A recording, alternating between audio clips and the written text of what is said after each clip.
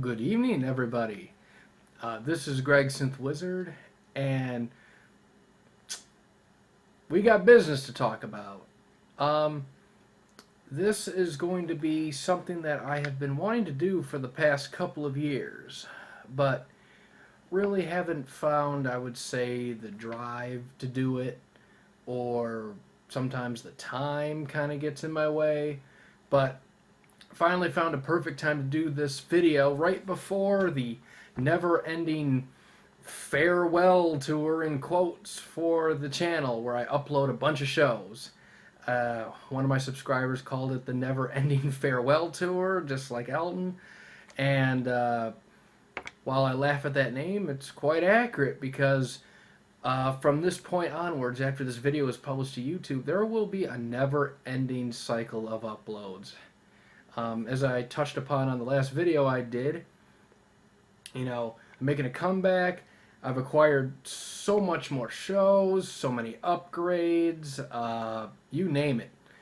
And it's finally time for me to stop being lazy and just stop, doing nothing.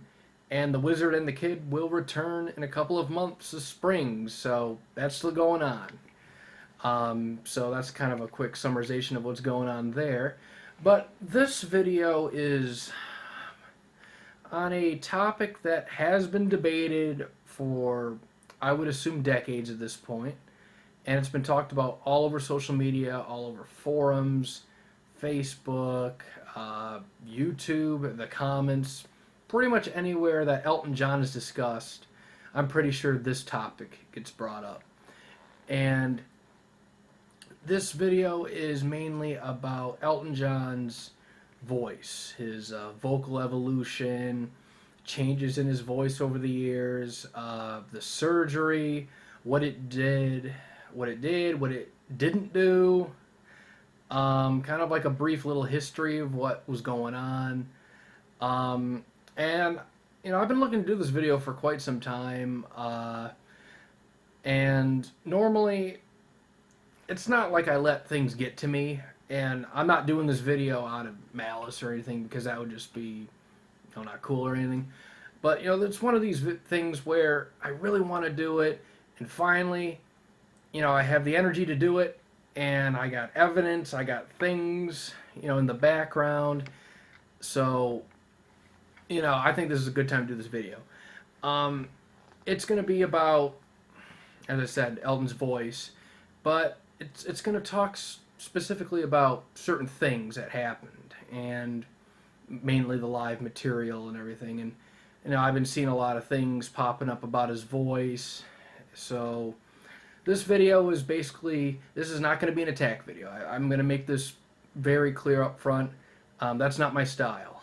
The channel that I work on is not for attacking people. It is not for calling people out or making fun of comments or any of that sort. It's strictly going to be related to concert uploads, Elton John album reviews, and maybe the occasional video here and there that has me discussing something about Elton, whether it be about a show or just a quick, video about a random Elton John related topic, or something like this, where it's going to be quite a long video.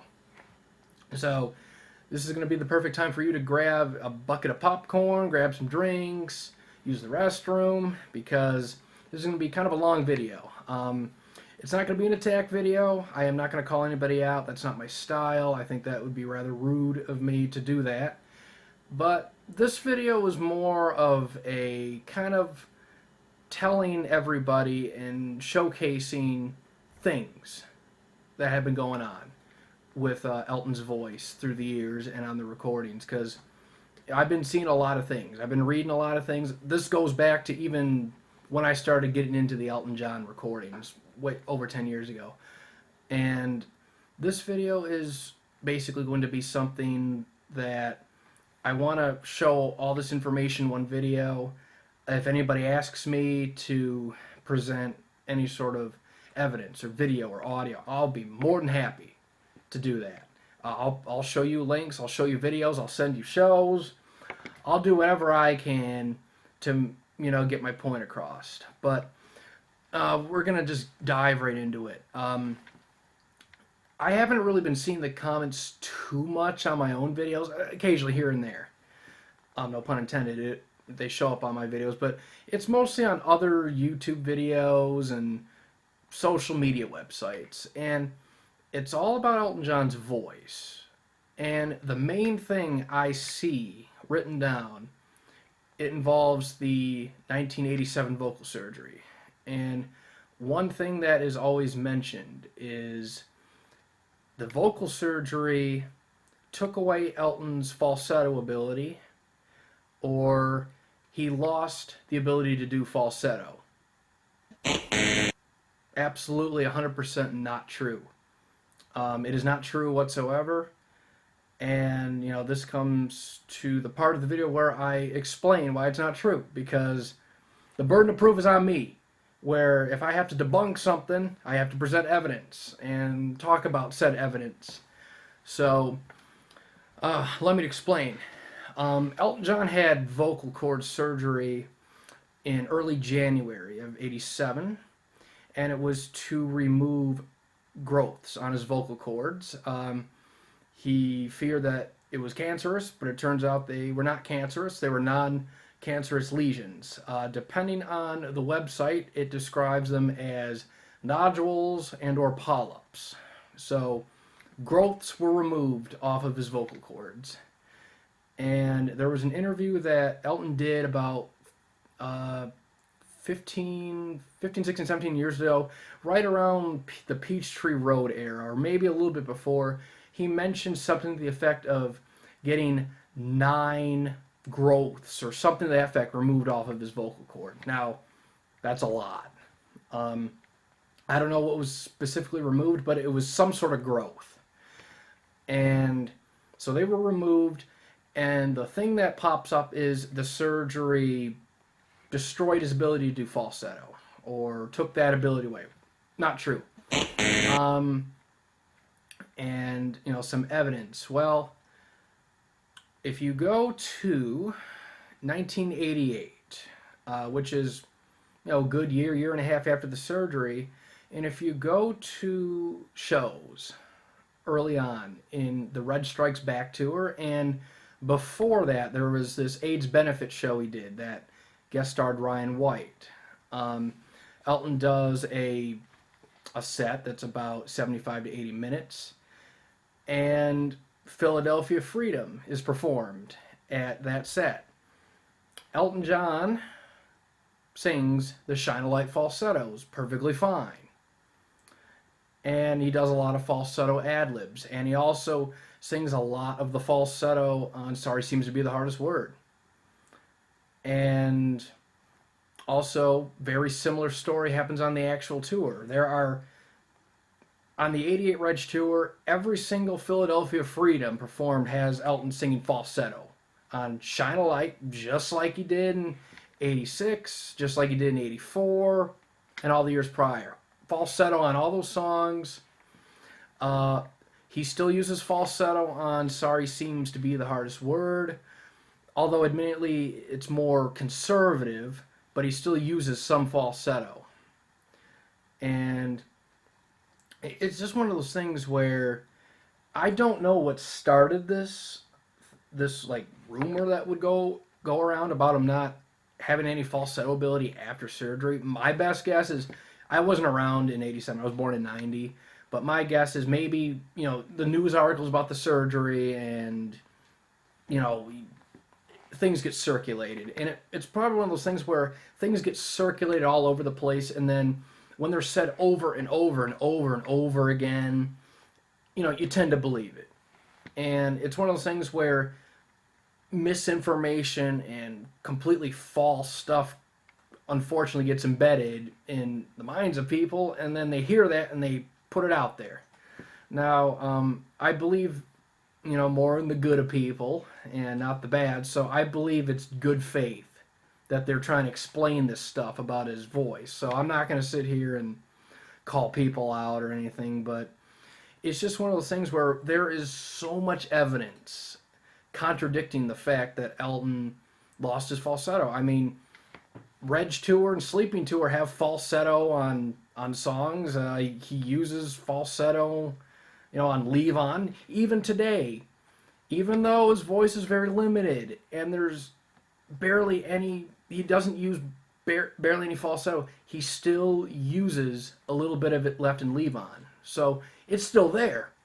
I believe he's not doesn't want to push his voice because he's got this big long tour. He doesn't want to risk blowing it out or compromising his instrument because it's different if you're in your 30s and you abuse your voice and use it a lot, but if you're in your 70s, different story.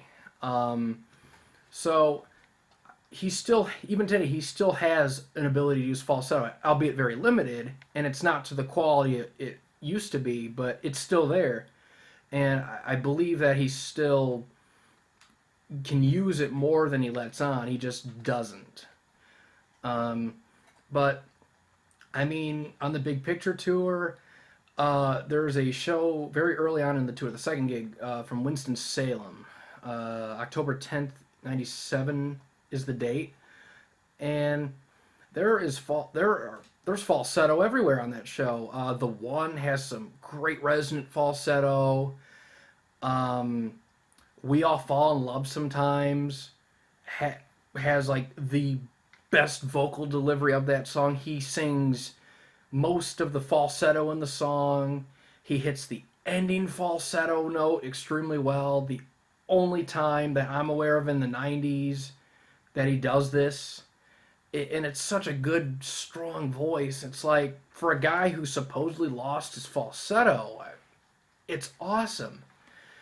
And the funny thing about that is, on that one performance of Winston-Salem's "We All Fall in Love Sometimes," he uses more falsetto in the bulk of the song, in the verses and the chorus parts. He uses more falsetto there than he did in the 70s, where he would shout the notes. He'd never used falsetto in the main bulk of the song. He just belted and shouted higher notes. But on the 97 version of Winston-Salem, he uses falsetto. So in a way, he uses more falsetto in this 97 performance than he does in the 70s, which doesn't make sense, but you can hear it for yourself. And I'll provide links. I'll send you the stuff. I mean, I don't have a problem with doing that. And another thing that really took me by surprise in terms of the falsetto stuff is Honky Cat. You know how the melody line goes. When Elton revived the song in 1985, this was the first time since, I believe it was 70, I want to say it was 74, that he sang the song. And when he revived it in 85, yes, he sang it great, but there was a change in the delivery. On the earliest available performance we have, Sheffield, he goes all out and sings most of the falsetto notes that we would be accustomed to hearing. But on later performances during the tour, whether it be Manchester or the Wembley gigs, Birmingham, Bournemouth, Belfast, he changes the delivery and he becomes more conservative with it. He stops singing a lot of the falsetto parts. Now, I do not know why. I don't believe it's anything related to any vocal problems or any sort of vocal difficulties, because his voice is still extremely strong, and all the other songs on those gigs feature him nailing songs and singing extremely powerfully high notes and great control. So maybe he was just, probably trying to, I don't know, I don't want to say half-ass it, but maybe saving his chops, or just said, it's just this song, I got other songs. Maybe he wasn't fully committed to it, I don't know. But basically, apart from Sheffield, the 85, 86 UK deliveries of Honky Cat, while they're fine, they're not what you would call top-notch deliveries. And hello, Holly. Looks like she wants to join this video. But, so you springboard from 85, 86 to the Big Picture tour of 97, 98. And I'm going to be focusing strictly on the prime big picture shows of '97, where there's a lot of surprises.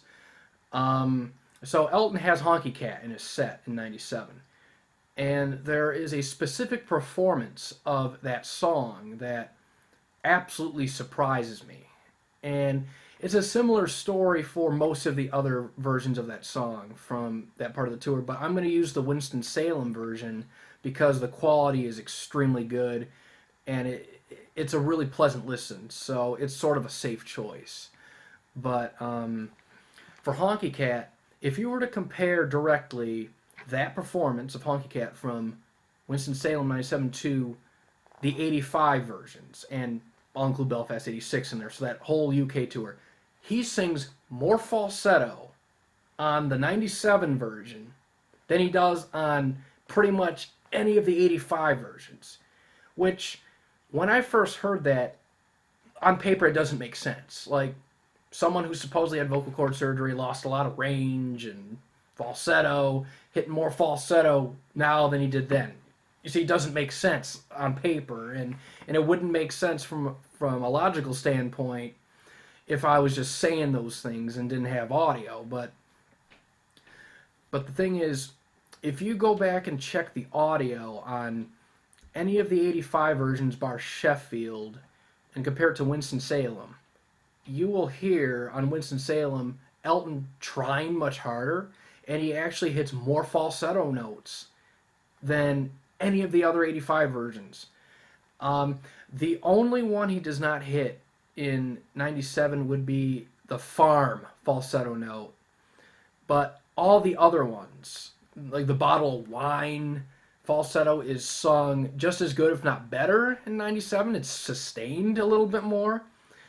And the Get Back Honky Cat, all the ad libs in the outro and the little instrumental section, he sings falsetto notes at the ends. And he doesn't do that on the 85 versions, apart from Sheffield. And the funny thing about Sheffield is it's the most falsetto he's sung on that song on that tour, but he doesn't hit the farm no quite as well as some other versions. It's still good, but another note that he doesn't go for is the bottle of wine falsetto before the instrumental in the improv section. He doesn't go for it. Yet on 97 he goes for it. So it's not making sense at all. But for a guy who supposedly lost falsetto, or supposedly lost his ability to sing falsetto and lost a bunch of range, I don't know what to say. I mean, he sings falsetto everywhere in '97 on Honky Cat, and it's not weak falsetto. It's powerful, resonant, on the money type falsetto, like really good. So a lot of things don't make sense with the comment of the surgery took away his ability to sing in falsetto. It just doesn't make sense, and it's something that's not true. It's blatantly untrue. I can understand that argument being made decades and decades ago, before, all these recordings surfaced, and maybe the only way to get something is through snail mail or being lucky or maybe buying, the recordings at some fair or an auction or something. But we're in 2020. There's no excuse now. Everybody has the ability to go onto YouTube and check the recordings. You can get these recordings from generous collectors, tapers. If you want them, ask me. I can provide you with them. All you got to do is ask. There's no cost, no nothing. All you got to do is say, hey, I want this, this, and this. I'll do my best to send it to you ASAP. That's how I work. That's how I will always work. So, I mean, I don't understand the whole mentality of the surgery taking away the falsetto. It's not true. Now, if someone were to say, well, the surgery altered some things, that's a little bit more reasonable. But to flat out say it took the falsetto away completely is just blatantly untrue. Absolutely not. I mean, you can find falsetto in all the tours post-surgery. So it doesn't make sense to me. So that was the first part. The second thing I see about Elton's voice is the vocal cord surgery completely changed his range and it completely changed his vocal type.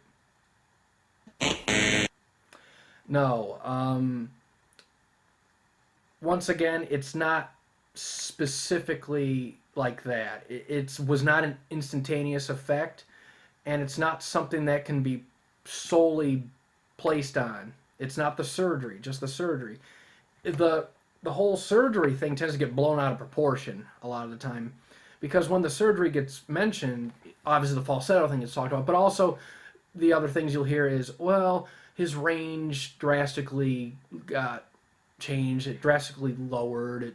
He lost all the high range. He turned into a baritone after surgery. No, it's not like that. That's taking the effects of the surgery and blowing it completely out of proportion. Um, so when the surgery happened, um, Elton was advised, not to speak for a while and not to sing for a while. So in '87, he did not obviously do any touring. He just did some performances here and there. He did an AIDS benefit show at the beginning of April. He did Princess Trust '87, and then he did some solo performances in December, like the Royal Gala, Japanese programs, and he would often sing "Candle in the Wind," "Your Song," songs like that. So '87, there was no touring; it was just sporadic performances, which was smart to not completely overdo it after surgery because that wouldn't work out too well. But the interesting thing is, an argument I see is, well, the surgery clipped his range completely. Not true. What the surgery did was it slightly changed Elton's tessitura, his his sweet spot in his range, his most comfortable region. It doesn't necessarily translate to he lost range. It just means his range shifted a little bit. So no, he did not go baritonal right after the surgery.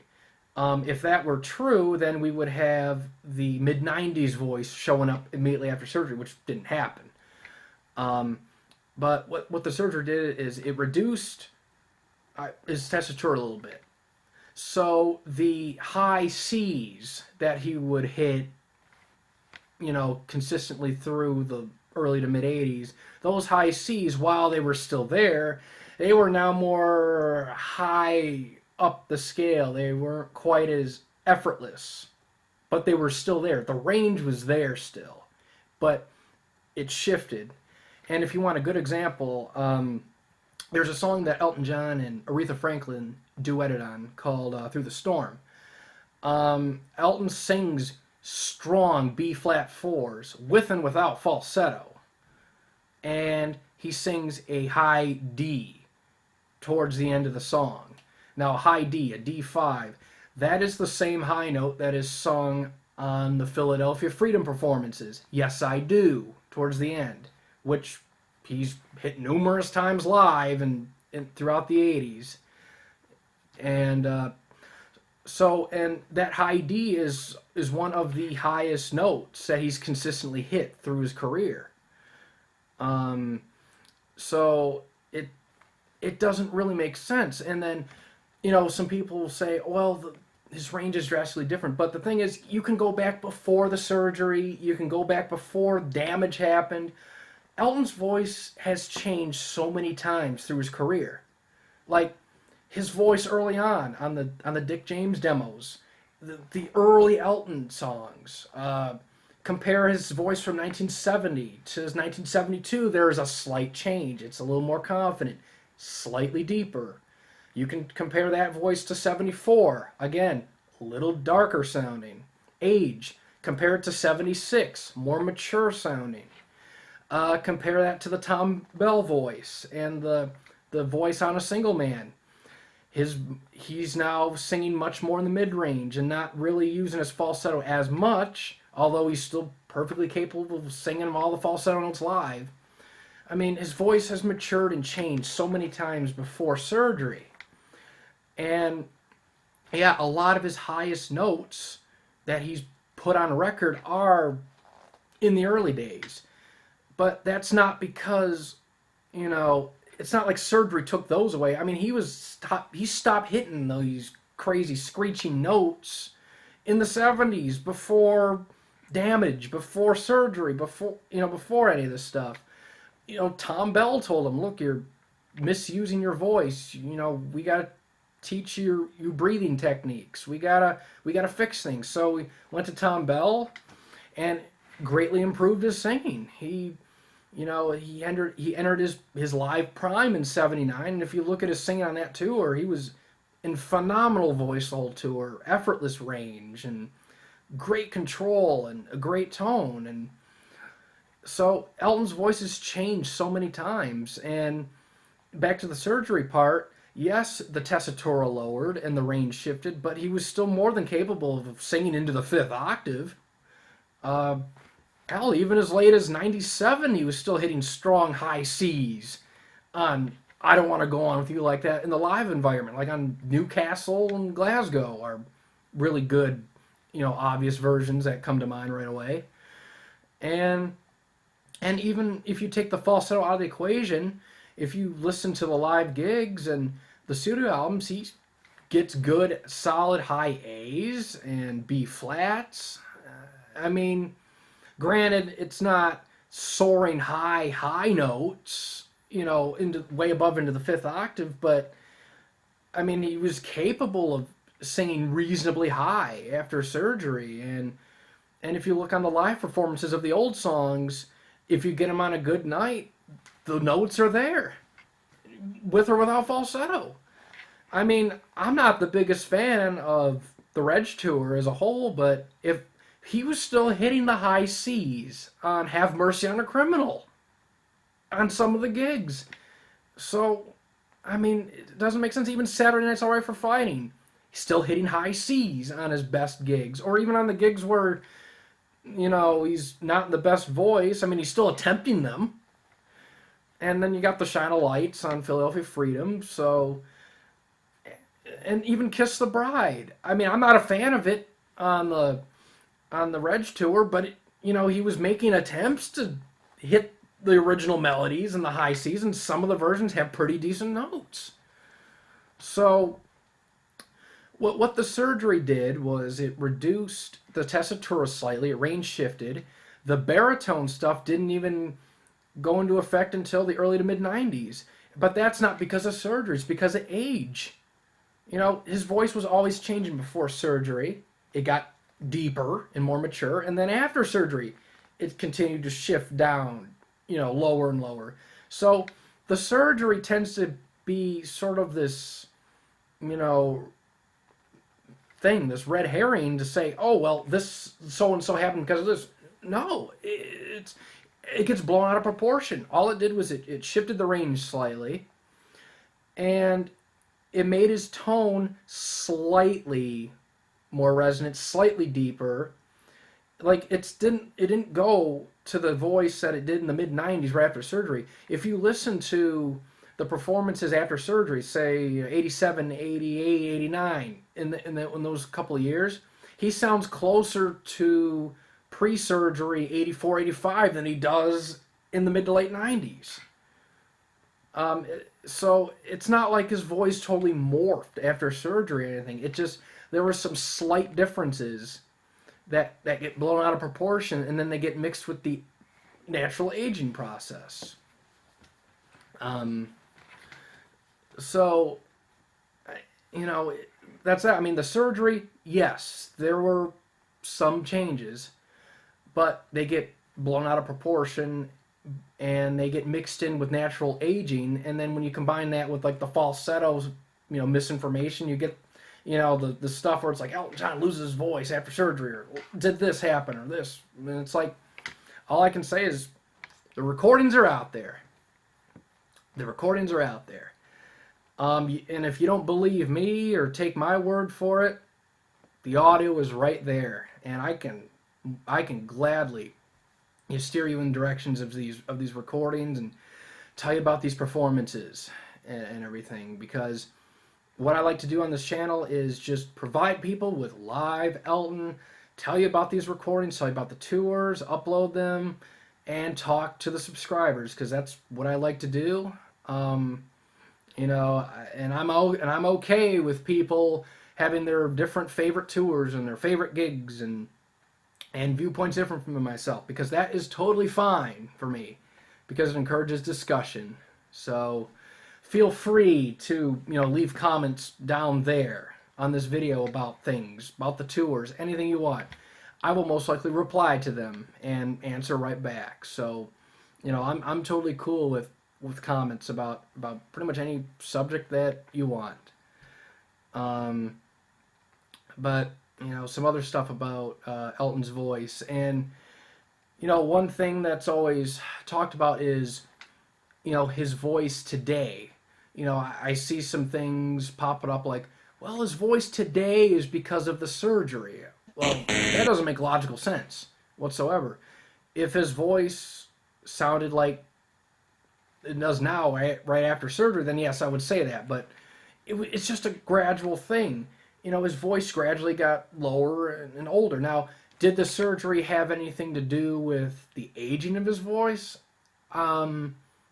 Possibly.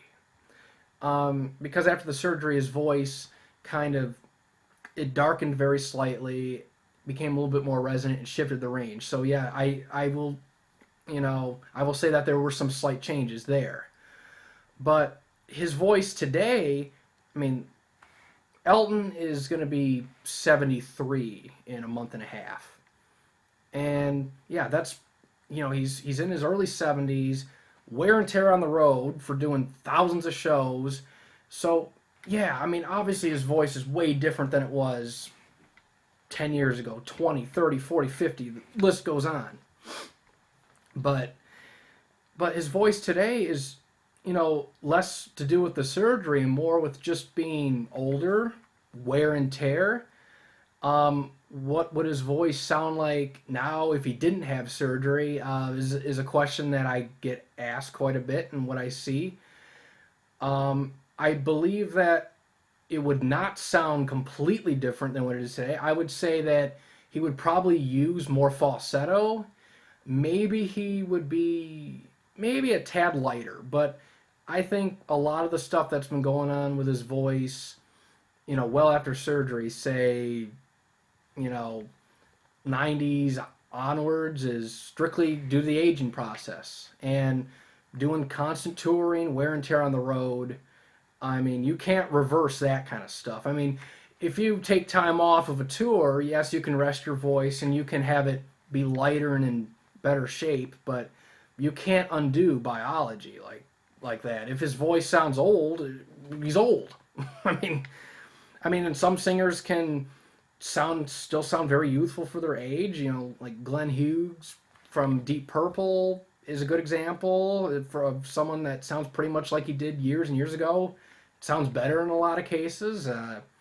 Paul Rodgers, even though he doesn't sound youthful anymore, still sings amazingly.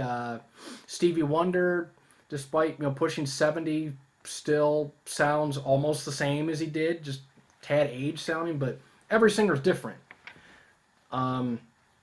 So I mean, it all comes down to that, genetics possibly. It's always a good debate to start about Elton, if he didn't have surgery, what would his voice would sound like nowadays. I would say it would be more or less the same, except maybe more falsetto usage and maybe a tad more youthful sounding. But that's just my guess. That's not something I can prove or anything. And I'd be very interested to know people's thoughts on that.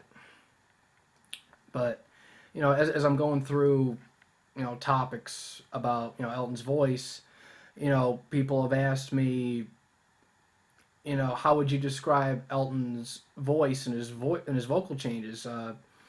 Some people say, well, there's the pre-surgery voice and then there's the post-surgery voice, which isn't really the most descriptive thing because Elton's voice changed so many times in the pre-surgery era and after the pre-surgery era. So, you can say, the voice early on, for the late '60s, it's a pleasant voice, a very youthful, charming voice. Not powerful, but a pleasant listen.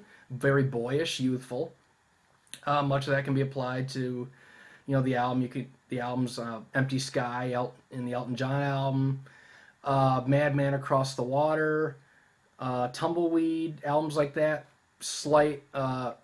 Very slight change. Sounds very slightly more mature, but largely the same voice.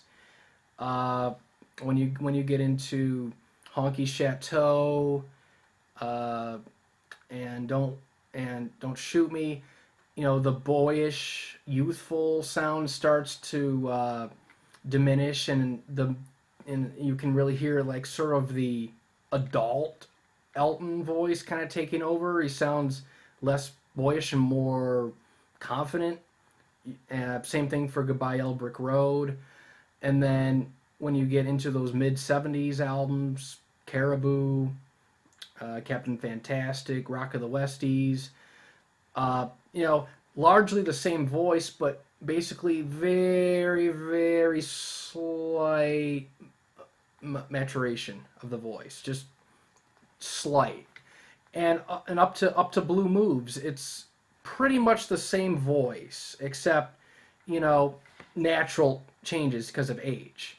But if you compare, say, 1970 Elton John to 1976 Blue Moves voice, it's you can't mistake it. I mean, you know it's Elton. He just sounds very slightly deeper. And then, but the big change happened with on the Tom Bell sessions and A Single Man, where he gave him singing tips and taught him lessons and taught him better singing technique and breathing techniques. And starting from that point onwards, he starts to sing in a lower register. He starts to focus more on his mid range and his power. That's the one thing right there. He starts to focus on that powerful mid range, and he would develop that through the years. He still was able to sing falsetto. He still had his range, but he wasn't using it as much because he was acting on the advice of Tom Bell. Develop that mid range, develop that chest voice, develop that low range.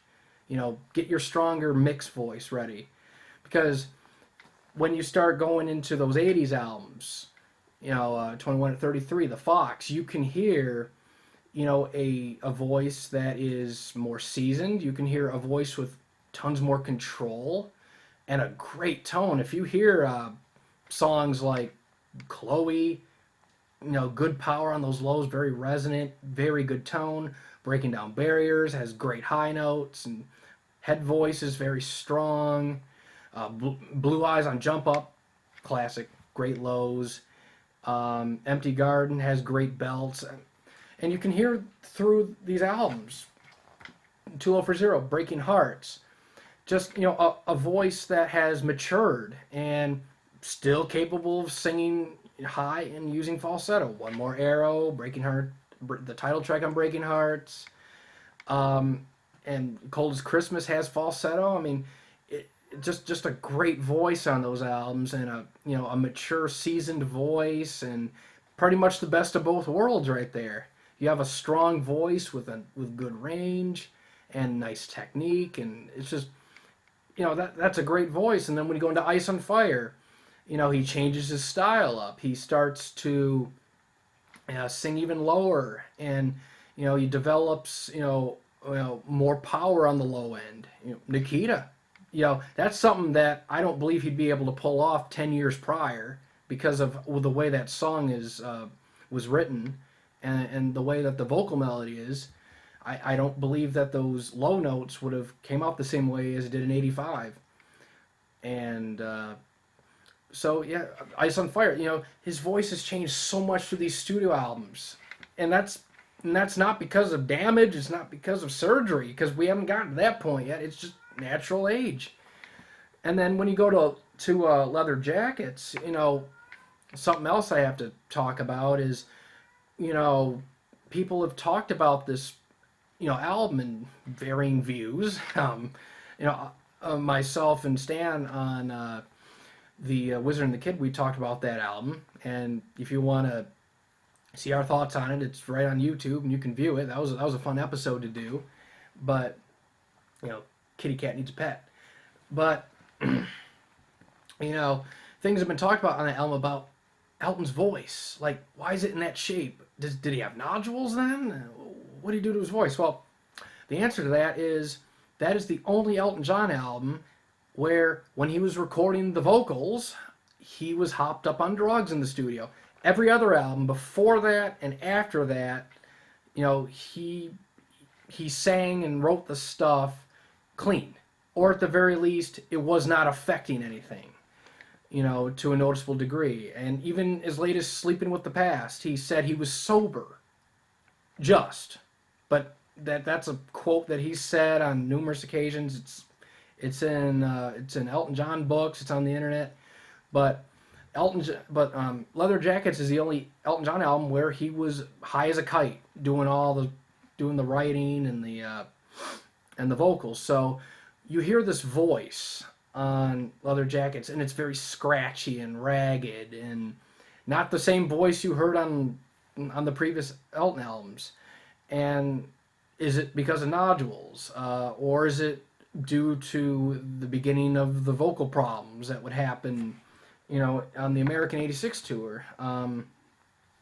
No, because the nodule tone, the vocal problem tone, is a totally different tone than what you hear on Leather Jackets. On Leather Jackets, you have a voice that's overworked, possibly swollen vocal cords. He's got cocaine in his system, and if cocaine is hitting the back of your throat, it swells the vocal cords. So that can explain the less than pleasing tone that you hear on Leather Jackets. Because when he did the demos for the Leather Jackets, his tone is fantastic. When the demos were recorded, it was recorded in early '86. I believe it was January, and his tone is pristine. Falsetto was used on songs. The range is there. A gorgeous tone. Prime Live Elton was still there on the demos. It sounds nothing like the official stuff, which bothers me because I'm not a fan of the album. Spoiler alert. It's on the review. But the demos sound better than the final product because it's less overproduced with the cheesy electronics, and the vocals sound a million times better. I'm like, why did Elton re-record these vocals? He should have. Oh, it just makes me irritated because, Don't Trust That Woman's a song I don't like at all, but the vocal on the demo is amazing compared to the official version. But when Elton recorded the vocals, I believe they were recorded in the spring of '86, right after the Euro tour ended. So that would make it about May, I believe, possibly June. But he recorded these vocals when his voice is affected by drug use and overwork. So you have swollen vocal cords, and you're singing all these songs that are right at your tessitura spots, and you're thrashing your voice, which doesn't help matters whatsoever. And what you get is the sound on Leather Jackets. A guy whose vocal cords are getting punished due to overwork and cocaine abuse and being high in the studio. And on that subject, there's been talk about Elton's voice, and when did the vocal problems start? When did this happen? I got the answer for you. To combat the false stuff and the misinformation, it was not '84, because we have plenty of tapes to prove that. People say, well, the decline started in late '84. Well, there's a difference between temporary problems due to something totally unrelated versus having nodules forming in your throat due to unrelenting issues. But in '84, the issues were partying too much, the constant touring, and singing through the flu, because On the American tour, the American leg of the Breaking Hearts tour that ran through the summer into the fall, Elton's substance abuse was starting to come to the forefront a little bit more. He starts going on stage sounding a lot more stoned than he usually would be. He would start, giggling during songs and messing words up and just doing goofy phrasing that doesn't fit in the song. And it's fun to listen to and it's funny, but it's it's one of those things where I'm like, man, you went on stage like that. It's like, come on. But I mean, they're fun shows to listen to for entertainment purposes. Um, but on that tour, Elton contracts, the flu virus late into the tour around mid to late October, and by the time the New York shows happen, he's in a world of sickness. He collapsed during one of the MSG shows. I believe it was October 24th that happened. And then the next night, he's on a radio show in New York playing Elton the DJ, and he sounds so unwell. He's tired. He's lethargic. He sounds drained, like he should be in bed. And that day, he was supposed to do a show, and he couldn't make it. He had to postpone the show, so that show got moved to November 12th, which is that end New York show you would see on tour lists and on collectors. That one New York show that's in November. That is the makeup date for the original New York show. But Elton John sang through the flu, through October, and that doesn't do one's voice good at all. And he was still, partying hard and stuff. So obviously that doesn't help the voice. And what would happen is the range was there. He was still hitting the notes, most of the notes, and the falsetto was there, but he would have a ragged sound because he was basically beating his chords up, through that overdriven singing style that he did through the '84 tour, and the the drugs didn't help, the touring didn't help, and being sick didn't help. So a lot of those end dates, he was singing with a voice that, while it was strong and good, it was not 100%. But that was a temporary problem because on the New York show for '84, the November one, he sounds so much better. Like, his voice is recovered. The roughness is pretty much gone. It's a much fresher sounding voice. So whatever happened, singing through the flu, it didn't seem to permanently do damage. It was a temporary problem, and he healed up fine. So '84, there was no permanent damage done. The vocal problems that happened in '86 have nothing to do with anything in '84. It was a totally separate issue. So there were no major issues, nothing. There were no issues in '85 either. Just, changing singing style. It fluctuated between singing more like '84 to having a more laid back delivery. So there was no issues in '85 with vocal problems or signs of any issues showing up. That stuff only happened on the American tour of '86. And then when you go to Europe, his state of mind was all over the place. I mean, there are shows where he's completely stoned to the point where he can't deliver the songs properly, like Barcelona and Berlin. Range is there, but the voice is compromised due to the substance abuse. On that leg of the tour, there are some shows where he's in fantastic voice and sounds strong. Lille being an example, Madrid being an example, and to a lesser extent, stuff like Paris and Basel and Munich have him sounding fine. But on that tour, the substance abuse and use was hampering his instrument. Nothing to do with nodules, nothing to do with a decline of sorts. It's just he's not taking care of his voice. And, it's been said in quotes, Elton's voice had an increase in tendency during the European tour to weave off or wander off in unplanned directions, which is true because if you have your mental state's so screwed up on substances like marijuana, you can't control yourself the way you do if you're completely clear-headed, and your instrument can be compromised. So it's not so much damage as it is just different state of mind was affecting the voice. So it wasn't so much damaged as it was. Well, Elton's mental state was goofy, so he couldn't deliver properly. But on the shows where he's less in his own little world, he sounds perfectly fine. The the main vocal problems and the vocal problems started only in America of '86, where he had to cancel shows early on. I believe there was one or two shows he was supposed to do in Michigan. I believe it was either at the Joe Louis Arena or Pine Knob, but they got postponed or canceled. So we have one, possibly two shows that he did in Michigan. I have to really look into this because there's been some conflicting information. But at the very least, we have a recording from August 18th. It's been said it's either Joe Louis or Pine Knob. I believe it is Pine Knob after consulting with a couple of users, and his knowledge is very vast, and his ability to archive pictures and give me dates is uncanny. So I trust his judgment.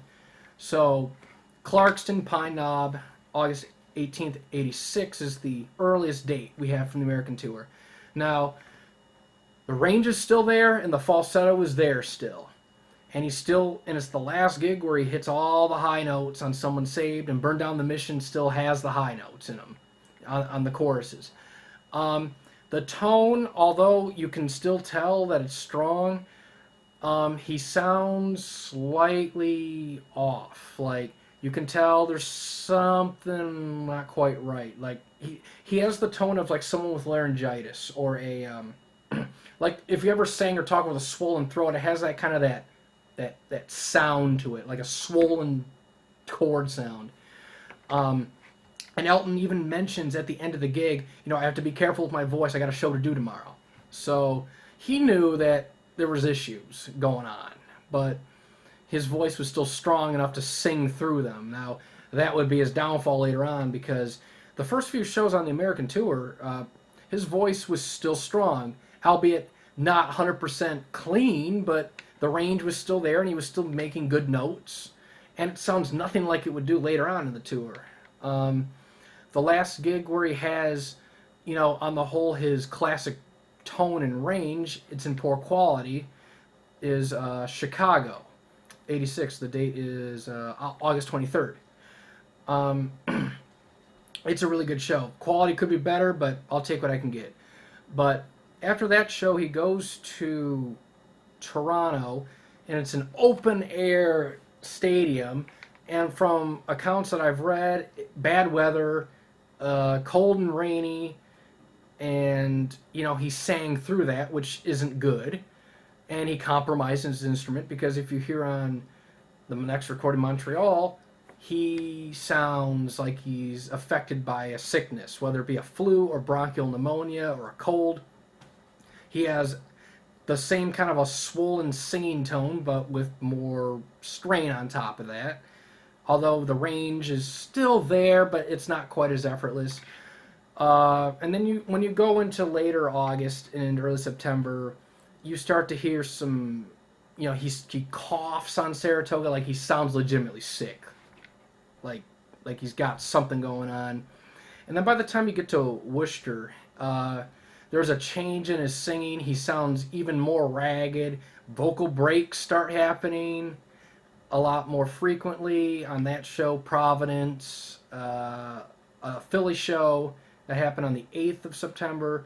So right around here is when the nodules were forming on his throat, because of the vocal breaks, the shift in the tone, and he's starting to hit notes wrong in terms of going flat, holes in the voice. It's not pleasant to listen to. And then by the time he gets to the New York shows, he was officially diagnosed with the throat nodules. And, from accounts, there's no recording of the first night, but we have the second and third. He sounds passable, okay. Last night, his voice is totally gone. You have definitely have nodule problems there, swollen throat, no range. He tries to sing, he powers through songs, but it's to no return. Worst vocal show he's done. And then through the rest of the tour, his voice sort of kind of gets a little bit better and kind of stabilizes a bit, although the tone is still hoarse and the range is affected. By this point in late September, his falsetto use is almost completely gone, with the exception of some stuff on like Tonight and some ad-lib woo notes on Philadelphia Freedom. But it's still there, but it's very limited. But when you get to the October shows, namely LA, you can tell nodules are definitely affecting him. He sounds scratchy. He sounds like there's excessive phlegm on the throat, vocal breaks, airing. Not the most pleasing tone, but he gets through it. And then you hear on the Australia shows, nodes are everywhere. I mean, there are definitely issues. Even someone who doesn't know anything about Elton or singing or anything could tell that there's definite vocal problems. But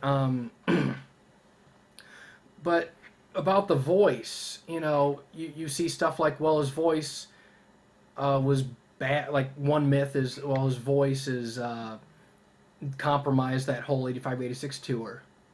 Nope, not true at all. Got the recordings to prove that. I can pinpoint exactly when the problem started.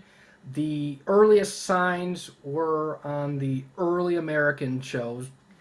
Clarkston was when I would say that's when the warning signs were there. But if you want the full out issues they were starting to creep in by Montreal, definitely by Saratoga, and by Worcester the nodules were there. So right in that stretch was when the problems officially started. It was not Europe 86, it wasn't 84, it wasn't 85, it was right there.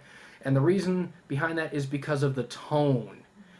It's not specific phrasing he's doing, it's tone, it's vocal breaks, it's things that are going on with his voice. By early September, the soft tone that he had was pretty much gone. And he starts to shout a lot more to reach notes, and it's more. There's definitely issues going on there. So that's that whole spiel about that part of the tour. But yeah, this is just basically a video kind of explaining everything. This isn't like me calling people out or anything. I'm just kind of trying to get all the information in this one video and to present everything just to help.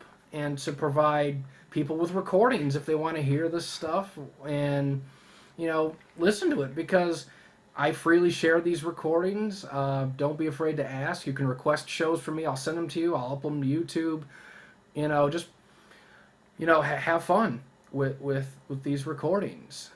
And it's just really, it's a fun hobby for me. And, one more thing about the voice, after surgery is, for the albums, he was still using falsetto on studio albums.